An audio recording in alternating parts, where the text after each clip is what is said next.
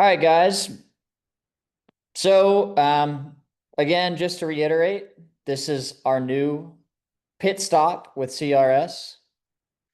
So the whole point about pit stop with CRS is this is going to be an open platform format way for us to teach all of the amazing things that we got to teach you guys. So, at any point, please feel free to unmute yourself, come and speak, ask questions. This is designed to take roughly 30 to 45 minutes and leave about 15 minutes for questions. The questions don't have to be related to what we talked about. They can be about anything. It's just a way to get you guys involved and excited every week in, week out. So as the resident engineer on the CRS team, I'm going to be covering engineering practices and how to not screw up things, especially as you guys are preparing to accept and take delivery of the Miatas that'll be coming in soon. This is really, really imperative stuff that we get in and talk about today. So, and as always, this will be recorded and posted to our community site, so no worries. Let's go ahead and get this going. So, you guys are preparing to receive a ND Miata. That is a fully functioning race-ready race car. A lot of people, when they imagine racing, motorsport engineering, racing engineering, they think Formula One. And while that is absolutely the top of the spear when it comes to engineering, there's no question about it. It's not about who goes and reinvents the wheel. Where most 99% of motorsports is not about going and reinventing a different part or coming up with some crazy new suspension design or coming up with a new wing, fabbing up a different part that no one's ever seen before. Very, very little of that actually happens. What you guys need to focus on is precision and repeatability. You need to go out and execute time and again the proven principles with discipline and excellence. And if you can do that, you are going to be put so far in front of the field that it's not even going to be funny. You're going to win every race. And that's because a lot of the teams struggle to even get the basics down. And we're going to go into, what the basics are. So, let me get these people in. Hey guys, for those joining late, no worries. This will be recorded, but we're talking about engineering practices. So back to it.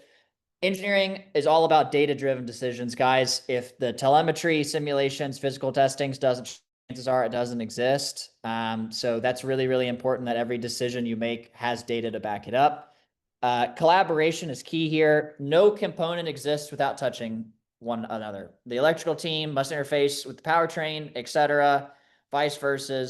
It is imperative that you guys speak to each other. If one person is working on the electrical system, please stay in contact with people, because if you change something and people don't know it, you're going to run into problems down the line. And above all, guys, these cars are going to be given to you with cages that are proven to be safe, professionally welded, all of these amazing things. But as you continue to race them and drive them, your engineers are the gatekeepers for the safety, guys. Poor design decisions, poor decisions building it are bad. And I don't need to go into detail about why they're bad, but let's get into it. So we're going to talk a lot about responsibility in engineering. This is not the only slide about it, but guys, it's an obligation. It is your duty. It is the biggest thing that matters when you touch this car. Every time you touch the car, you should be thinking, how can I make sure I do this right? Because at the end of the day, Rohan, let me ask you a question. If that rental BRZ that you rented came with an untorqued wheel and it flew off in the middle of the straight, how would you feel? I'd be $20,000 in debt.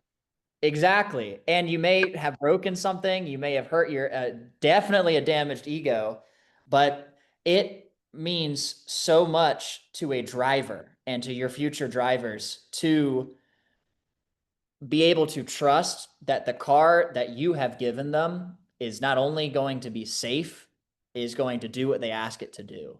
Because the driver is competing at the tip top, at the high speed, high stakes world of racing. And guys, this stuff unfolds real time. you know. So you need to be prepared. A bolt left unfastened, corner cuts, data point misinterpreted. Someone can end up hurt or worse, killed. And this is why the personal collective of the team is so, so important. So thanks, Rohan. This comes back to the chain of accountability, guys. And this is something that I uh, installed with Clemson Tiger Racing, and they have been awesome at it. They have been absolute champions of this. And that is the chain of accountability when it comes to anything that's touched on any of their vehicles, right? So senior engineers, team leads are responsible for not only knowing what's being done on the car, but mentoring others, making sure what the team is doing is up to the current standards of safety, making sure that it meets the safety guidelines of CRS. And one weak link on the team really causes everything to go up in flames. So accountability is a culture. You guys need to eat, sleep, and breathe it. It's all about communication, being very crystal clear with your goals and expectations, and understanding that none of this is personal. And I say that because communication, and we're going to talk about communication in a little bit, but communication is everything, especially in engineering, business, especially racing. And so understanding that just because someone, quote unquote, above you is telling you what to do or how to do it, it's not because they're trying to micromanage you. It's because we all take the responsibility of providing a safe car. And if someone's telling you how to do something, don't take it with a grain of salt. Don't take it as they're trying to poke you with a knife in the back. They're trying to help you. But this is really important. So every system must have defined ownership. This is something that we as a business, Collegiate Racing Series, take very seriously in our internal matters. Every one of the founders, every one of our employees has a defined lane that is theirs, that is their ownership, and you are responsible for completing that task. Now, can you ask for help? Absolutely. But that is on you to make sure it's done properly and done well. And the reason why one person or two people have to have accountability for this is you need to be able to come back if something were to fail and say, okay, what happened? Why did it happen? And how can we make sure that doesn't happen again? So accountability always begins with the leadership, guys. So I'm talking to the team principals, the team leads. It's holding themselves accountable. A team succeeds and fails as a team. Uh, I really it would be in poor leadership to go around asking, hey, who did this? Why? And point fingers. Don't point fingers. It's okay. What you need to be able to do is be able to communicate clearly and say, hey, you can go back to this document that you've written, say, hey, Joe Blow was on the suspension component. We had a suspension component fail. Why did it happen? What went wrong? It's not about who failed. It's about how can we make sure that we don't do that again. So please, please, please, please, please do not ever feel like you need to hide your errors. You guys are going to make mistakes. It's going to be okay. It's very, very, very, very likely that you're going to have a failure on the track. You're going to have a failure on the way to the track. It's just racing. This is racing through and through. Please don't hide the errors. If you guys make a mistake, you strip a bolt, don't keep it to yourself and just hope that no one will come back. You're not going to get charged $1,000 to go fix the car. That's not how that works. You need to understand that what you do matters and can affect people's lives. So always be accountable, be responsible, and understand that you're working with people's lives. Right? So shop safety protocols, again, as you guys are planning to take delivery of these vehicles, shop safety is paramount. Before any design cut, bolt welded, torqued, it doesn't matter. The age-old saying, measure twice, cut once, but really measure 10 times, cut once. Especially when you're dealing with cutting tools, when you're going to be fabbing up seat brackets and all this stuff. Guys, if you've ever been working with a rotary tool and had one of those discs breaks and fly off at 1,000,000 miles an hour and go through a wall, that's really scary. You guys need to make sure that you're wearing proper PPE, which is on the next slide, when you're working with these tools. So at a bare minimum, guys, please, whenever you're working on a race car, closed-toed shoes and safety glasses. At a bare minimum, closed-toed shoe and safety glasses. Uh, Preferably steel toe if you're working with the heavy equipment, CNC grinding tools. I've dropped plenty of heavy things on my feet. It doesn't feel good, and we definitely don't want anyone losing their foot. So please be vigilant about it. If you see someone not wearing proper PPE when they're working on stuff, go and get them a pair of safety glasses. This stuff really matters, and you're only given one set of eyes, and the car can always be replaced. You can't. So, that also being said, loose clothing, jewelry, long hair, uh, even try to start using rotary tools or really any power tool around it.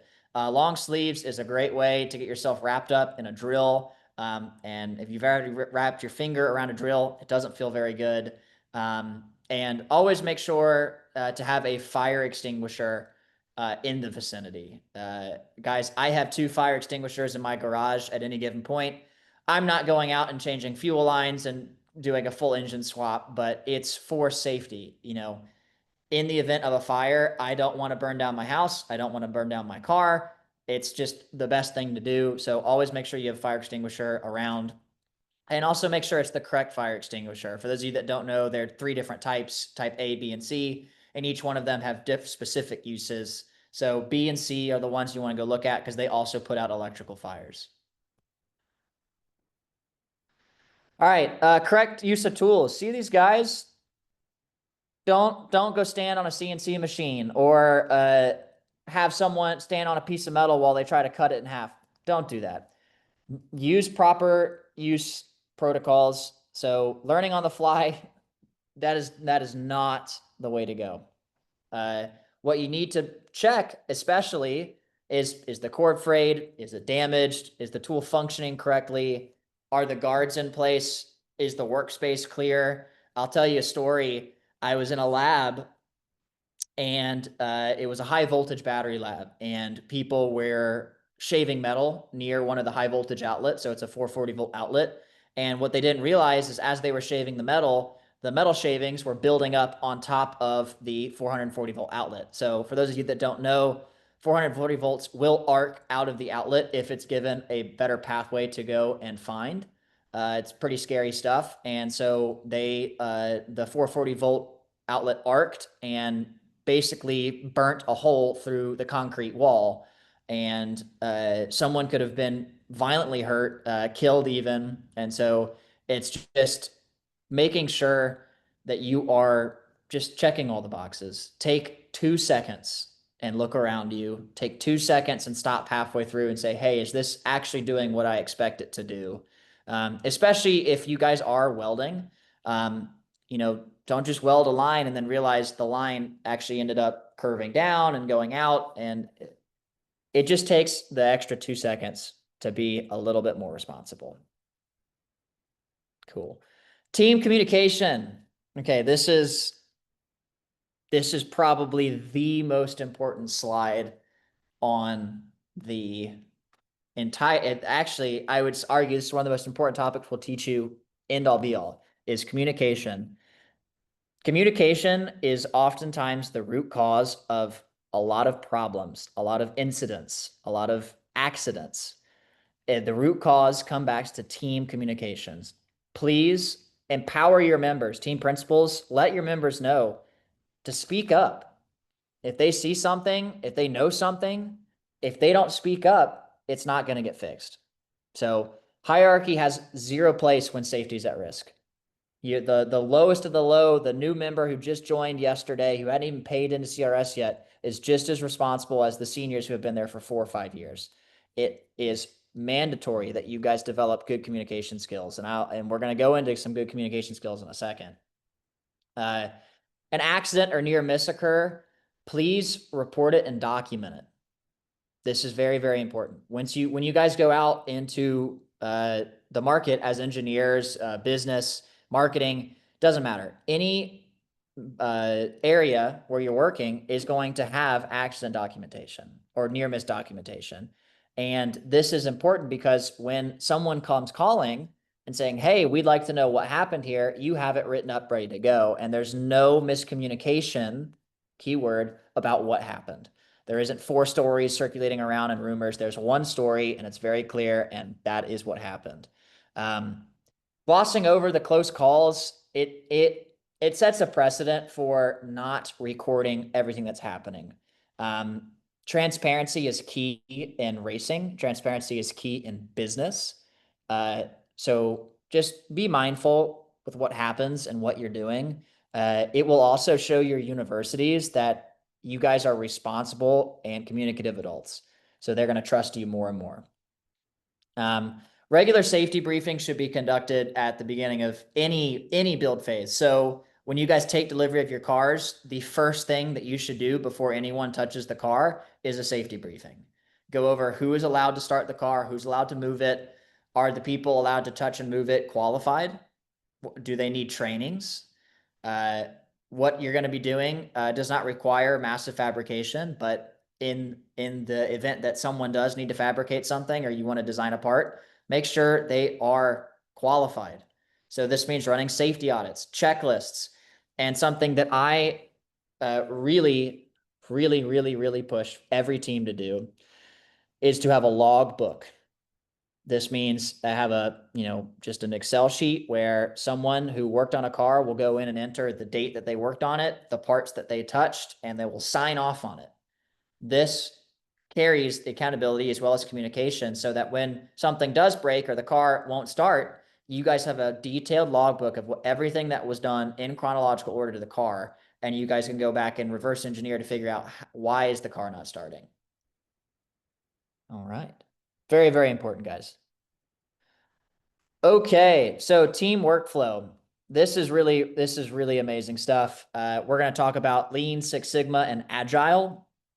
So this is all about, we want to prepare you to be able to take this Miata and efficiently take care of it, efficiently make upgrades to it, and efficiently get it to the track. And all of this comes back to team communication and the workflow that your team has. So lean manufacturing started with the Toyota. So, hey, cars, emphasizing the elimination of waste. So, and being really efficient with their flow. So using the lean tools such as the 5 S's. So sort, set in order, shine, standardize, and sustain. Remember those. It's going to dramatically improve what you guys are doing. I got a question on there. Oh, that's Dan. Lean tools. So labeling your tools, that helps. Color coding the hardware bins. Labeling the parts that you remove from the car. All of this helps to remove waste, to make sure that you are being as efficient as possible when you're building this. So Six Sigma also has some amazing tools that you guys can use. So define, measure, analyze, improve, and control. This helps sets the goals for all the major assemblies like suspension, aerodynamics, engine management, heat management, brake management, tire management. It all comes down to making sure that you have a plan, setting the goals, and then going and executing on those goals. So use these tools here to help your team flow and to make sure that you're efficiently getting work done. It's believe me, I've spent many nights in a garage or someone's backyard working on a car in a group of people, and it's 11:30 at night. You can't see anything because you didn't realize that you had to go get one tool that is the only thing that can get that one bolt off, and you don't need to have that happen. What you guys want to be doing is maximizing the time that you have in a shop or an area with the car and making sure you're really being efficient with it. So something that we use in CRS, Garage ID, Bitcoin, it's one of the best methods I think I've ever experienced is the agile workflow. So adaptive planning, iterative development, and continuous integration. So this is sprints. So what a sprint is these are not, month-long projects, 3-month-long projects that traditionally companies work on. They'd, assign a team to, and they work on that one thing all the time, every day for 3 months and get it done. Agile is all about doing these sprints. So you do smaller projects and you do them in a week to 2-week basis. So you plan, design, develop, and test. And if it doesn't match or doesn't succeed through those, you go back and design, develop, and test again. And then if it survives the testing phase, you deploy it, review, and then launch it, right? So for example, suspension tuning. Instead of having your team have to require to go out to the track to test it, all this other stuff, you can run smaller tests in your backyard. You can get this done quickly and knock this off the checklist. So this is all about keeping your team moving and progress without compromising build integrity. It's very, very important that you're always moving forward with your engineering. You're always continuing to develop the car to be better, better prepared, and safer. So 100% use these tools. Use these tools. They are here to help you. All right, so now we're going to get into some really, really fun stuff. So I'm not going to sugarcoat it. The stakes are high. You guys are competing for a national title, representing your school in one of the first series to ever bring motorsports to college. It carries responsibility that most college students will not see. The attention to detail, safety protocol, documentation, testing, validating. Guys, these principles are not guidelines. This is how you succeed as a team or how you go up in flames. And it speaks volumes to the teams that take that little extra step to be more responsible. So attention to detail in everything you do. The difference between winning and last place or did not finish is like a bolt was not torqued properly, or the camber wasn't set, or oh shoot, we forgot to put on the right tires, or pull a Ferrari and only bring 3 tires out to a tire change. That is the difference between winning and losing. That is the difference between a national title and getting out to the track once. It comes down to don't try and reinvent the wheel. Do the things that are simple really, really well. So if someone's working at the CAD station, check your tolerances, GD&T. Please, please check your tolerances. Understand that cuts have to be accurate. Holds need to be deburred. Welds need to be inspected. Paint. You wouldn't believe it, but paint needs to happen. If you have a tiny hole in a paint when you're doing a $130 down the main straight, that tiny hole can turn into a massive hole and rip half the paint off the car. You don't want that. So, for example, a forgotten washer on a suspension bolt can completely alter the scrub radius and loosen under load, bind the travel, compromising both handling and safety. Guys, that example was from experience. So please understand responsibility and attention to detail matters in everything you do. Risk management. Racing is inherently dangerous. You can't talk about racing without talking about crashing. It's going to happen at some point, but we're here to make sure that these crashes are relatively small and don't result in any major harm. So you have to actively wake up every day and try to mitigate these risks. So this comes down to prepping the car adequately, making sure that you're passing the tech before every race, checking the car before and after every race, using the correct PPA, using the tools correctly, shop etiquette, emergency procedures. It doesn't matter. Nothing you do is immune from harm or risk. And so you just always have to make sure. So some things I always like to do is double check your torques. So I am one of those OCD people when it comes to torquing my wheels. I know I just touched all 5 of those bolts, but I'm going to go back through one time and go all the way through and make sure that these bolts are really tightened. Visual inspections every single time your car comes off the track, every single time. You should be putting it up on jack stands and looking at everything. Look under the car, look at the suspension, look at the brakes. Are the brake rotors glazed? Is your suspension off a little bit? Did you go over a gator too hard and you now have a bent control arm? Is your tire cording on the inside? You wouldn't see it. These are the things you need to check. Clear labeling is very, very beneficial. So your kill switches, extinguisher pulls, battery disconnects, start, stop, uh, your radio button, it needs to be pretty clearly labeled. So definitely go get one of those label makers and just label everything in the car, label everything in your shop. It makes everything so much simpler. If you guys have a giant tool chest or a parts bin, label the parts because it's going to make working so much easier. Full egress testing.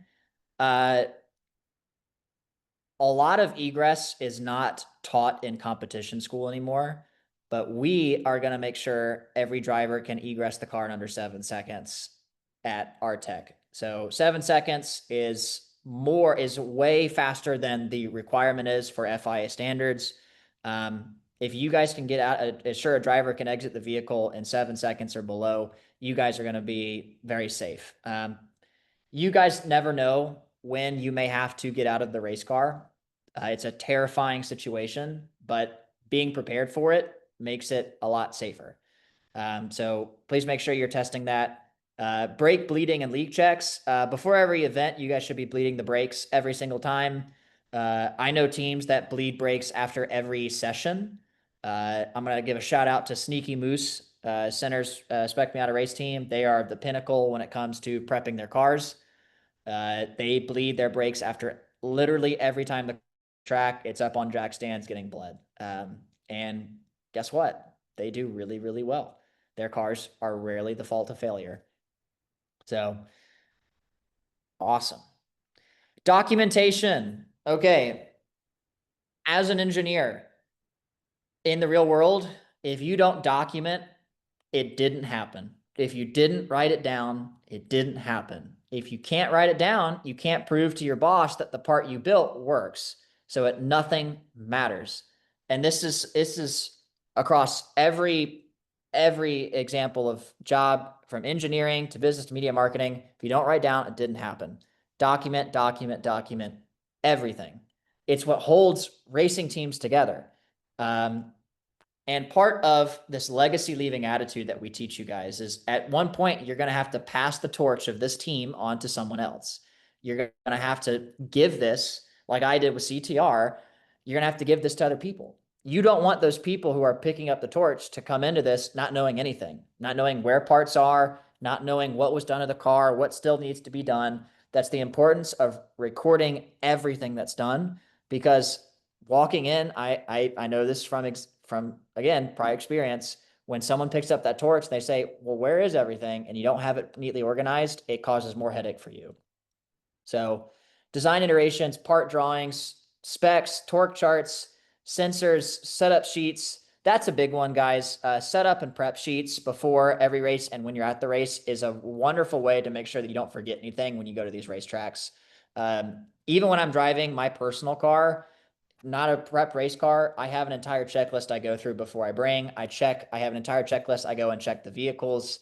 And twice a year, I actually have my car professionally inspected. So, and again, knock on wood, but because of the level of sincerity I take with prep, I have not had any major accident on the track ever.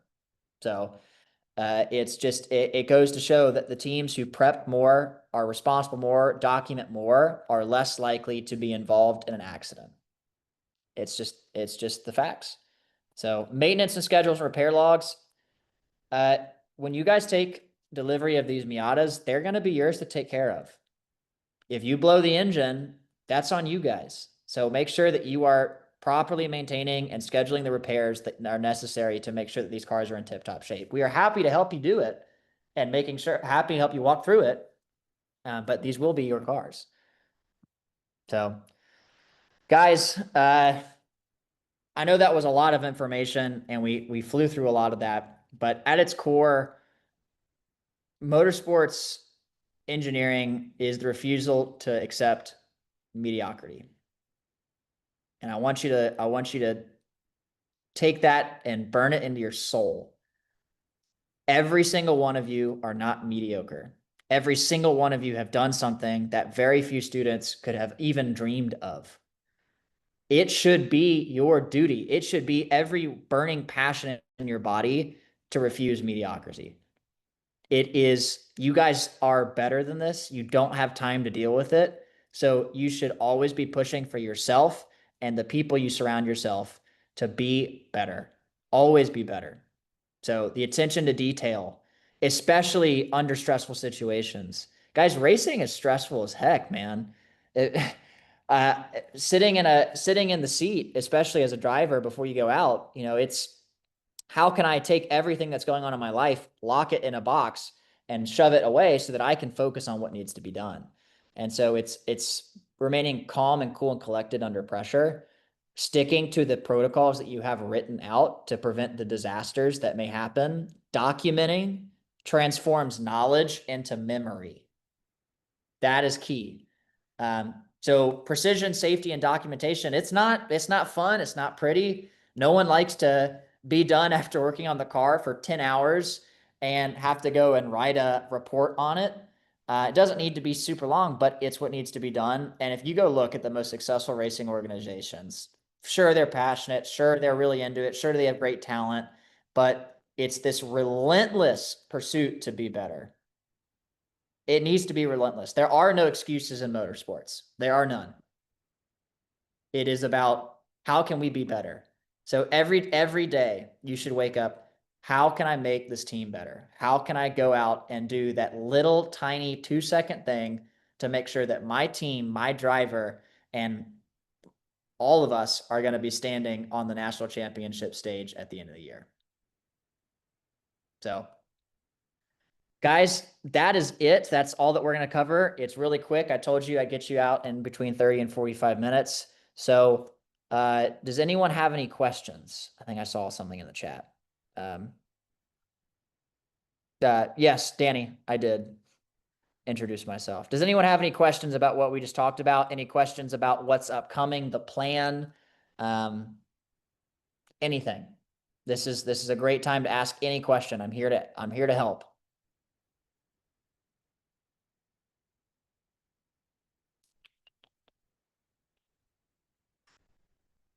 All right. Well, that's easy. Guys, oh, there's one. Hang on. There's several, actually. Jacob, couldn't find the recording for the previous meeting. Where can I find it? It is going to be posted very soon in our community site, so I'll get that to you. Can you give me more information on the Miata specs, please? So, John, yeah, absolutely. We can get you the Miata specs. So this is going to be an ND Miata, so 2016 to 2026. We are going to deliver the Miata to your team as part of the lease agreement with a fully caged and stripped car. Stock suspension, stock wheels and tires. They are 200 tread wear tires, and that's all you need to go racing. It is up to you as the team to provide the safety equipment, so the seat, belt, harness, the seats, the harnesses, and the fire bottle, because that differs wildly depending on who's going to be your driver, the sizes, the type of brackets you guys need. And we're going to provide you guys a list of vendors and options for you guys to go out and get. So it's not you're having to Google everything. But we are going to be racing on mostly stock ND Miatas. And the reason is because we have some pretty fun plans for you down the line for upgrades in between seasons. So happy, again, email me. I'm happy to discuss more. A lot more information will be coming about the NDs as we be able. The transmission and engine is the stock transmission engine. So it's a 6-speed, 2-liter Ecotech, or not Ecotech. It's the Sky Active 2-liter 4-cylinder. So it's identical. It's the same as the global car. The global cars use the sequential. We're not going to throw a $10,000 transmission in there because at the end of it, you're probably going to break something, and we'd rather it not be a $10,000 transmission.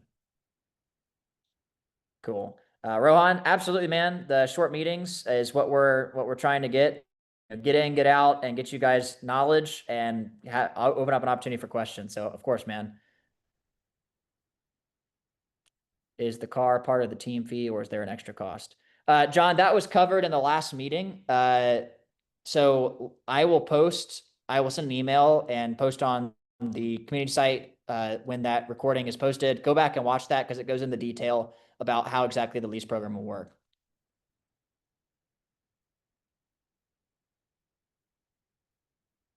Awesome.